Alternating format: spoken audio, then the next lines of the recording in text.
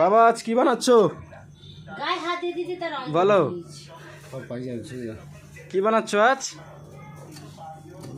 এটা কি বানাচ্ছো তুমি? আজ একাদশী প্রসাদ।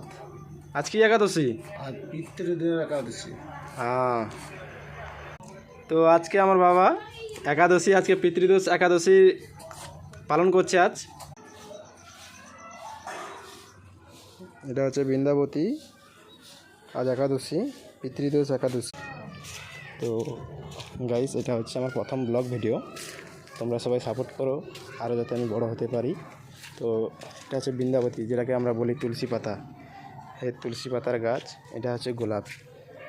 তো আজকে পিতৃদোষ, আজকে যে একাদশীটা আছে সেটা আমার বাবা আজ একাদশী পালন করছে।